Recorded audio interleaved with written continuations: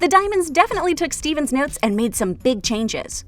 Not only did they work on themselves, but by altering their mindsets, they changed all of gemdom's politics and ideology, and altered their own powers to be of better service to the other gems out there. What's up, guys? I'm Chris Carr. Let's talk about how the diamonds have changed, for the better, from the start of the series to Era 3.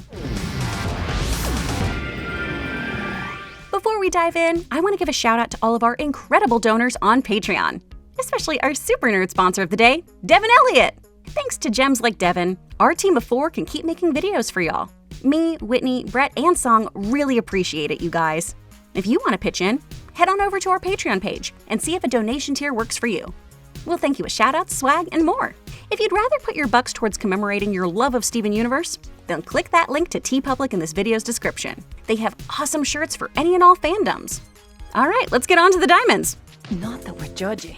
Goodness, no. Because judging anything based on appearance is wrong. If we're going to talk about how far these diamonds have come, we'll have to discuss what they were like before. The Great Diamond Authority was the group that governed all of gemdom. White, yellow, blue, and until her fake shattering, pink, ruled over Homeworld and all of its active colonies. Before Era 3, the diamonds were set on expanding the gem race, and each diamond ruled over their own individual colonies, with White being the head of this matriarchal group. It makes sense that she was in charge and obsessed with perfection, as colorless diamonds are the most valuable in real life. Pink was the lowest on the diamond totem pole, as she had to request permission to get a colony from the others. When we first meet the diamonds, they're all grieving Pink in various ways. In fact, they each seem to represent different stages of grief. White was denial, refusing to believe that Pink was actually gone, and acting like Stephen was Pink. Yellow was anger. Blue clearly was depression. And Pink herself falls into bargaining, begging the diamonds to leave the Earth alone before taking more drastic measures. Our little diamond Stephen is the representative of acceptance, as the diamonds have now accepted that the Pink they knew is gone, and have come to love and respect Stephen. Makes sense. He did spend 2 years working in tandem with them to bring Homeworld and its colonies to a less tyrannical system. There's apparently also this notion that the diamonds each represent the 4 fundamental personality types as established by the ancient Greek philosopher Hippocrates, this 4 temperament theory. Basically, this theory muses that there are 4 types of personalities, with some folks being combinations of them. There's the phlegmatic, the melancholic, the choleric, and the sanguine. Sanguine personalities are extroverts who are outgoing and often engage in questionable or risky behavior. They're the life of the party, enthusiastic, and adaptable. That's Pink. Melancholic, stemming from melancholy, fits those who are more introverted. These personalities are highly emotional, sensitive, and can easily be brought to tears, clearly Blue. Choleric personalities are extremely stubborn, goal-oriented, and base their actions on evidence over emotions. They often are impatient and have a hard time delegating to subordinates. This sort of strategic mindset fits the military-minded Yellow. The last archetype, phlegmatic, is assigned to the type of person that hides their emotions. They can be apathetic, even cold, and sometimes even almost robotic. This suits the White we first meet. Conversely, phlegmatics are often very zen individuals who work as peacekeepers. These personalities, though, shift wildly once the diamonds learn the error of their ways. They all become a bit more phlegmatic in that they're hoping to create more harmonious situations. After working with Stephen, they all become much more understanding, much more empathetic. In this new order, the diamonds still appear to be in charge of things, or at least still highly revered. In the episode Homeworld Bound, we learn that Homeworld is embracing democracy, and it's even holding an election between 2 Zircons. My assumption is that Homeworld's government will move more towards something akin to Her Majesty's government, with the diamonds acting more like public figures, and the elected Zircon serving as a sort of prime minister. Not only did the diamonds embrace democracy, but they also do away with their caste system. Before Era 3, gems had predetermined roles and social statuses. Gems who deviated from these roles and standards, like the crystal gems, were considered defective, and their fate would be them getting shattered. This system was based on a bit of real-world gemology, which we've touched on in our individual spotlight videos. This kind of hierarchy of what gems are better than others. Now, diamonds in real life have incredible high mineral hardness, and ancient Greeks called diamonds adamas, which meant invincible. Warriors would wear the stone because they believed they could strengthen the soldiers' muscles and make them indestructible. So in the show, it makes sense that they're the most durable, strong gems in the galaxy. Of course, the series occasionally deviates from real-world classifications. For example, rubies and sapphires are both corundum, But in the show, they're considered very different and in completely separate social tiers.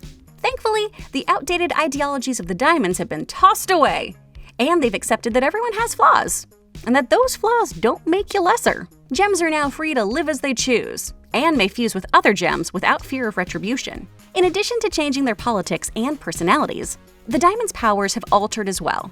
These new or altered abilities allow the diamonds to now be of service to other gems in Homeworld. Yellow Diamond now works to restore gems and change their physical appearance, undoing the forced fusions she had experimented with previously. She now corrects the anomalies in their forms, such as the formerly corrupted quartz's horns, or fixing a gem's wacky limbs like we see in Homeworld Bound. Yellow takes on a sort of physical therapist role in Homeworld, and seems eager to make any changes gems request, which is like the least she can do, in my opinion. She's essentially been performing human centipede experiments on gems for years, stitching them together unwillingly like they're Justin Long and Tusk. Yeah, fix them, Yellow. Fix them. Blue previously would make gems share in her pain by forcing her feelings of despair on them.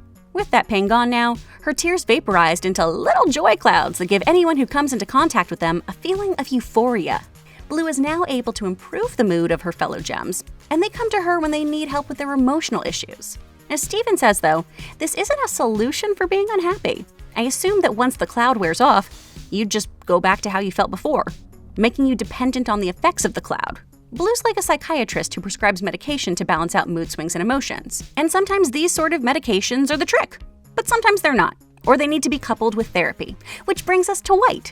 White Diamond's power was that of mind control, and she had spent eons asserting her power over other gems. Now, she helps gems feel better about themselves by letting them control her, allowing her to empathize with their situations and emotions, and also allowing them to talk out their issues. White's like the psychologist of the group, offering a sort of talk therapy to better understand a person's trials. These three characters, representing various kinds of therapy, ties into the running theme of Steven Universe Future, ways in which you can address trauma.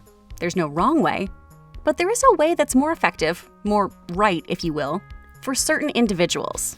Seeking help can come in all shapes and sizes, and vary from simply talking to your friends and family to seeking professional grade support. This also highlights how Steven's feelings of irredeemability aren't true. If these villains can turn a new leaf and be better, then surely he can as well. Now, these three are definitely being of service to the citizens of Homeworld, but does this negate the sins of their past? Based on what you guys have been writing in the comments, it seems pretty divided as to whether or not the diamonds should have been redeemed. They have relinquished their power, and it seems like Yellow is potentially reversing the mass shatterings the diamonds performed at one time. That's what makes this a little less black and white to me. This idea that the diamonds are potentially reversing this genocide they waged on gems prior to Steven's intervention. This ability to actually right the wrongs of their past on this level is something I personally haven't seen before in media. I mean, sure, you have redemption stories that involve a major player switching over to the side of good, like Zuko, who worked to not only atone for his own past, but for the horrible actions of his family as well. But what Steven Universe does is like if they had the Fire Nation unmurder all of the air nomads.